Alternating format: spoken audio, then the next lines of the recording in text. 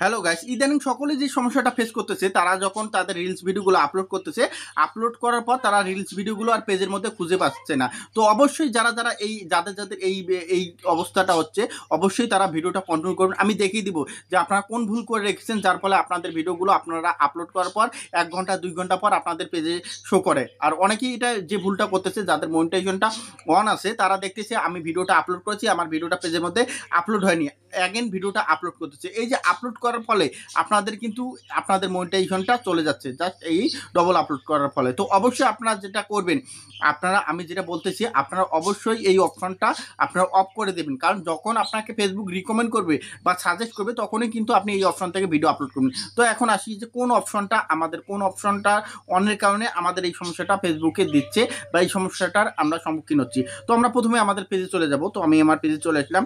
আসার পর এখান থেকে দেখতে পাচ্ছেন এই 3 ডট যে অপশনটা, জাস্ট এই অপশনে আপনারা ট্যাপ করে দেবেন। তো আমি এখানে ট্যাপ করে দিলাম। তো এখানে ট্যাপ করার পর আমি কি করব, এই যে উপরে দেখতে পাচ্ছেন সেটিং যে লোগোটা, জাস্ট আমি কিন্তু এখান থেকেও যেতে পারবো, বা আপনি যদি চান আপনি এখানে নিচ থেকে যে এখানে দেখতে পাচ্ছেন সেটিং অ্যান্ড প্রাইভেসি যে অপশনটা, জাস্ট এই অপশনে আপনারা ট্যাপ করে এখান থেকেও আপনারা যেতে পারেন। তো আমি এখানে ট্যাপ করব। তো এখানে ট্যাপ করার পর এখন আমি কি করব, এখানে দেখতে পাচ্ছেন সেটিং যে অপশনটা, আপনারা এই সেটিংয়ে চলে যাবেন। তো আমি এই সেটিংয়ে চলে আসলাম। তো এই সেটিংয়ে চলে আসার পর এখন কি করব, আমি একটু স্ক্রল করে নিচে আসবো। নিচে আসার পর এখানে দেখতে পাচ্ছেন যে মিডিয়া যে অপশনটা, আপনারা মিডিয়া অপশনে এখানে ট্যাপ করবেন। তো আমি সেমভাবে মিডিয়া যে অপশনটা এখানে আমি ট্যাপ করলাম, আপনারাও সেমভাবে মিডিয়া অপশনটা ট্যাপ করে দেবেন। তো আমি এখানে ট্যাপ করে দিলাম।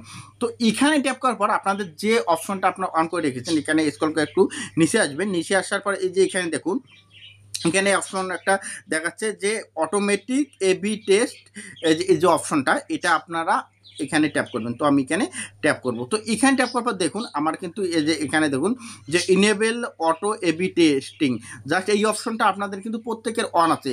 আর যাদের অন আছে তাদেরই কিন্তু এই সমস্যাটা হচ্ছে, আপনারা যখন ভিডিওগুলো আপলোড করতেছেন, আপলোড করার পর আপনাদের পেজে আর শো করতেছে না, দেখা যাচ্ছে আধা ঘন্টা 1 ঘন্টা 2 ঘন্টা 3 ঘন্টা পর আপনাদের ওই ভিডিওগুলো আপনারা পেজের মধ্যে দেখতে পাচ্ছেন। তো অবশ্যই যারা এই অপশনটা অন করে রেখেছেন, যাদের এই সমস্যাটা ফেস করতেছেন, তারা এই অপশনটা এখান থেকে সুন্দরভাবে অফ করে দেবেন। আপনারা এখানে অফ করে দেবেন। তো অফ করে দেওয়ার সাথে কী হবে, আপনারা যখন ভিডিওগুলো আপলোড করবেন, আপলোড করার সাথে কিন্তু আপনার পেজের মধ্যে শো করবে। আর এতে করে কি হবে, এতে করে কিন্তু আপনি একটা ভিডিও এখন আপলোড করেন, এখন কিন্তু প্রত্যেকের সামনে সেই ভিডিওটা কিন্তু রিকমেন্ড করবে। কিন্তু আপনি এই অপশনটা অন করে রেখেছেন, জাস্ট আপনার 1-2 ঘন্টার মধ্যে আপনার ভিডিওটা আর আপনার পেজের মধ্যে শো করতেছে না, যার ফলে কিন্তু আপনার পেজে রিচ এঙ্গেজমেন্ট মাইনাস হচ্ছে, আপনার ভিডিওতে পর্যাপ্ত পরিমাণ আপনি ভিউ পাচ্ছেন না।